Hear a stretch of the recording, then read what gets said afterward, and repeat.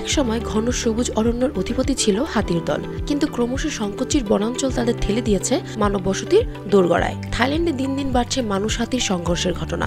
এই সংঘর্ষের সমাধানে দেশটি এবার হাতে নিয়েছে এক নতুন উদ্যোগ, বন্যমাদীর হাতিতে জন্ম নিয়ন্ত্রণ।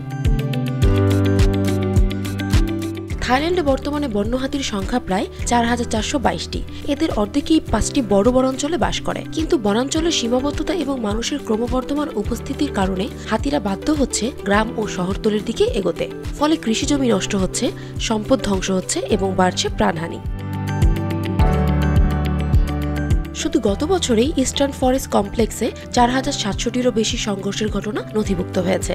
এতে প্রাণ হারিয়েছেন ১৯ জন মানুষ, আহত হয়েছেন ২২ জন, আর ক্ষতিগ্রস্ত হয়েছেন শত শত কৃষিজমি ও ঘরবাড়ি।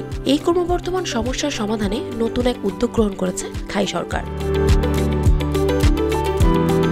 ২০২৫ সাল থেকে পরীক্ষামূলকভাবে প্রায় ২০টি বন্যমাদী হাতির উপর প্রয়োগ করা হবে স্পেভ্যাক নামক একটি গর্ভনিরোধক। ডার্ট ইনজেকশনের মাধ্যমে এই ওষুধ প্রয়োগ করা হবে নিতম্ব বা সামনের পায়ে, যার কার্যকারিতা থাকবে ৭ বছর। গবেষকরা এর দীর্ঘমেয়াদী প্রভাব পর্যবেক্ষণ করবেন।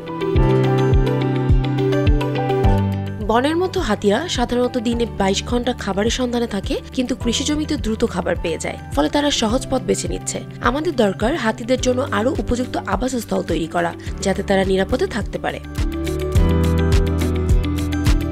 জন্ম নিয়ন্ত্রণ ছাড়াও থাই সরকার বিভিন্ন উদ্যোগ নিয়েছে। জনবসতিপূর্ণ এলাকায় টহল, অফিসার ও স্বেচ্ছাসেবকও মোতায়েন করা হয়েছে।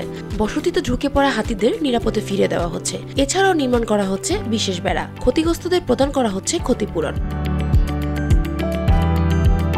তবে এই উদ্যোগ নিয়ে বিতর্কও আছে। অনেক পরিবেশবিদ মনে করেন এই গর্ভনিরোধক মেয়াদী প্রভাব সম্পর্কে আরও গবেষণা প্রয়োজন। তবে থাইল্যান্ডের ডিপার্টমেন্ট অফ ন্যাশনাল পার্কের কর্মকর্তা ডক্টর সুপাকিত জানান, জন্ম নিয়ন্ত্রণের লক্ষ্য হাতিদের প্রজনন পুরোপুরি বন্ধ করা নয়, বরং সাময়িকভাবে নিয়ন্ত্রণে আনা। হাতি থাইল্যান্ডের জাতীয় প্রাণী, তাদের ভবিষ্যৎ রক্ষা করা আমাদের দায়িত্ব। মানুষ ও হাতির সহাবস্থান নিশ্চিত করাই একমাত্র সমাধান। এই পথে কি সফল হবে Thailand? Bangla affairs news desk.